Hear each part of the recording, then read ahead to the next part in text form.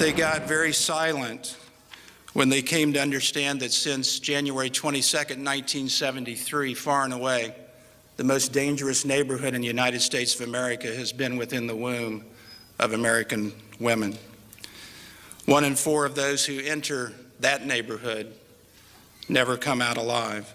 The death toll of this 36-year war within the womb stands at 50 million and counting.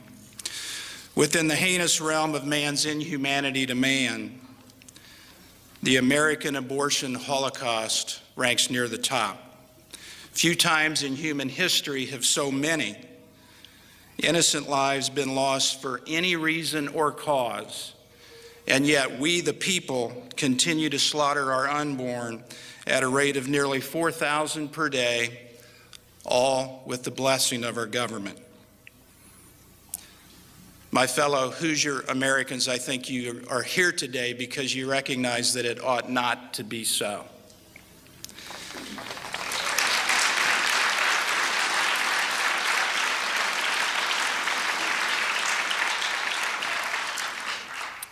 There is indeed a war raging within the wombs of American women, and on that fact, do not be deceived. And furthermore, particularly given current events, we are losing that war. And we will continue to lose that war if every compassionate and life-affirming citizen doesn't soon move to the front of the battle lines. I have a dream that my 5 children will one day live in a nation where their right to choose will once again and forevermore be constrained by the rights of all others to live. I have a dream today. It is a dream that must be fulfilled, for the very future of our nation depends upon it. And I believe this dream emanates from the very heart of God and from the souls of our great leaders in our nation's past. To begin putting the American abortion holocaust into its proper historical context, I must tell you that I believed Thomas Jefferson's fear was well-founded when he said, "I fear for our country when I remember that God is just." Indeed, if God's righteous wrath doesn't soon rain down upon our nation, a nation whose women's so-called right to choose trumps their children's right to live, won't Sodom and Gomorrah have a right to an apology? These prophetic words, spoken in 1838 by the great emancipator Abraham Lincoln, ring eerily true today. Listen to what he said. At what point, then, is the approach of danger to be expected? I answer, if it reach us, it must spring up amongst us. It cannot come from abroad. If destruction be our lot, we must ourselves be its author and its finisher. As a nation of free men, we must live through all time or die by suicide. Abortion on demand by governmental decree is nothing less than a national suicide pact.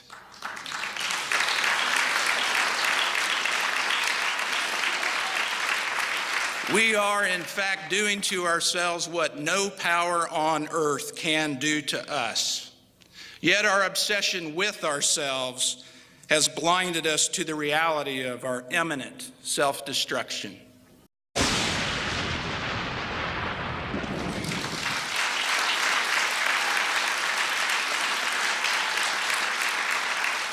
The 13th Amendment to the Constitution stands as a permanent reminder of this truth.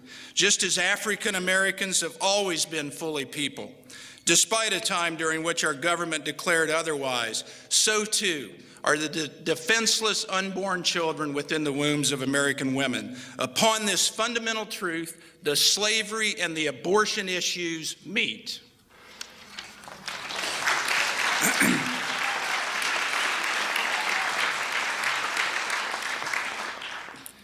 I'm sad to say that such truth seems to be lost on the very ones who should not only understand it, but passionately embrace it. May God open their eyes, their minds, and their hearts. On this, we can agree, Mr. President. America is a place where all things are possible.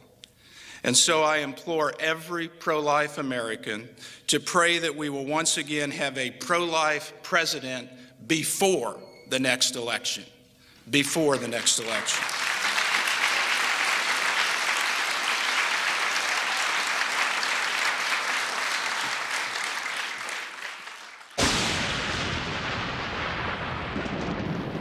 God bless America.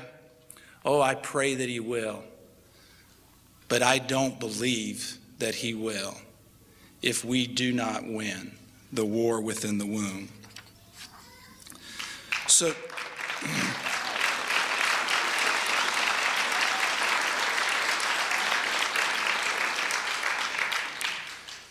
do not be deceived. There is a war within the womb of American women, and our marching orders have been made perfectly clear.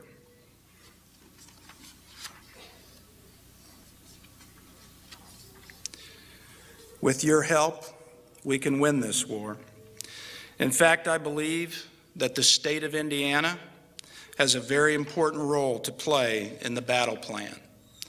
That's why our granddaughter, Emma Kay, looks forward to one day welcoming you to Indiana, the pro-life state. For indeed,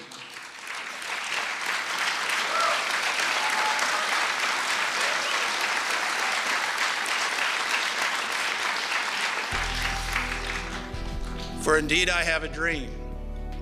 I have a dream that my 5 children will one day live in a nation where their right to choose will once again and forever be constrained by the rights of all others to live. But this dream cannot be fulfilled without your help.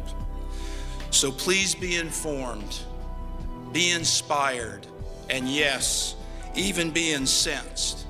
But whatever you do not be silent.